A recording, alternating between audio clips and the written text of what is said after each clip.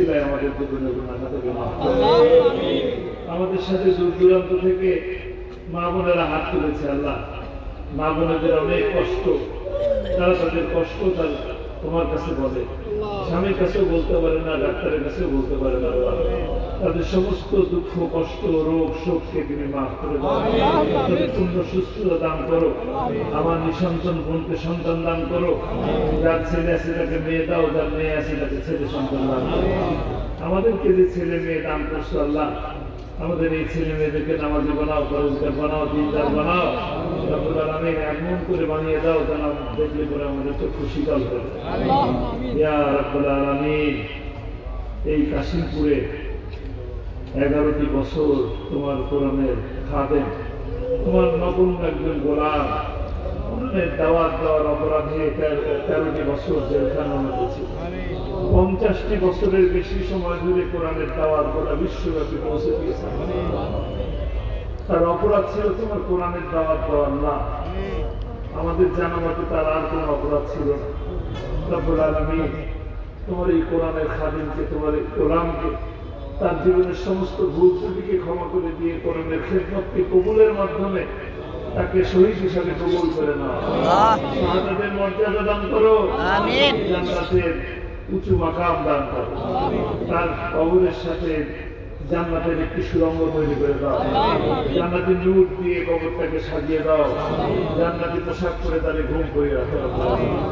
এই মাঠে আমার বড় ভাই এসেছিলেন মাওলানা রাফিক বিন সাইদি আল্লাহ, তিনিও কোরআনের দাওয়াত দিতেন। বাবার বিরুদ্ধে মিথ্যা কথা শুনতে শুনতে তিনি একসময় হার্ট অ্যাটাক করে কোর্টের মধ্যে ইন্তেকাল করেছেন। আল্লাহ, তাকেও তুমি শহীদ মর্যাদা দান করো রব্বুল আলামিন। এখানে আরো অনেকেই জীবন দান করেছেন, বিশেষ করে সানাউল্লাহ ভাইয়ের কথা মনে করে। আল্লাহ, তাকে তুমি মাফ করে দাও, তাকে তুমি জান্নাত নসিব করো। এই গাজীপুরের অসংখ্য মানুষ জীবন দিয়েছে কোরআনের জন্য, ইসলামের জন্য, দেশের জন্য। রব্বুল আলামিন, বিশেষ করে এই 16 জুলাই থেকে 5ই আগস্ট পর্যন্ত যারা জীবন দিয়েছে, রক্ত দিয়েছে, তাদেরকে মাফ করে দাও, তাদেরকে কবুল করে নাও, তাদেরকে শহীদ মর্যাদা দান করো, অসুস্থদেরকে সুস্থতা দান করো। রব্বুল আলামিন, অনেক রক্ত এবং জীবনের বিনিময়ে আমাদের এই ছোট্ট ভূখণ্ডটিতে এখন আমরা সবাই বলি আলহামদুলিল্লাহ। এই আলহামদুলিল্লাহ যেন আমরা সারা জীবন বলতে পারি, সেই সুযোগ সৃষ্টি করে দাও আল্লাহ। আমাদের ভাই ভাইয়ের ভেদাভেদ দূর করে দাও, আমাদের দলে দলে ভেদাভেদ দূর করে দাও, আলিয়া কওমি দূর করে ভেদাভেদ দূর করে দাও, পীর আলেমদের মধ্যে ঐক্য সৃষ্টি করে দাও, আলিয়া কওমির মধ্যে ঐক্য সৃষ্টি করে দাও। ইসলামী সমাজ নির্মাণের জন্য সকল ধরনের ভেদাভেদ দূর করে দাও। তোমার কুদরত দিয়ে মানুষের মনের মধ্যে ভালোবাসা পয়দা করে দাও, মহব্বত পয়দা করে দাও। আল্লাহ, গোটা দেশের মানুষ চায় শান্তি, শুধু শান্তি চায়। আল্লাহ রব্বুল আলামিন, কোরআনের শাসন দিতে পারে শান্তি। আল্লাহ, তুমি সেই ব্যবস্থা করে দাও। আমাদের নেতৃত্ব যারা দিচ্ছেন, আল্লাহ, তাদের যোগ্যতা বাড়ায় দাও, তাদেরকে নিরাপত্তা বাড়ায় দাও। তোমার কুদরত দিয়ে তুমি তাদেরকে নিরাপত্তা দান করো। রব্বুল আলামিন, এই ইসলামের দাওয়াত দিতে যায়, কোরআনের দাওয়াত দিতে যায়, অনেকেই হাসি খুশি গলায় বেঁচে আছে। রব্বুল আলামিন, তুমি তাদের এই শাহাদাতকে, এই মৃত্যুকে শাহাদাতের মর্যাদা দান করো, তাদেরকে জান্নাতের পাখি হিসেবে কবুল করে নাও। ইয়া রাব্বুল আলামিন, অনেক কথা বলবো কিন্তু ভুলে যাই।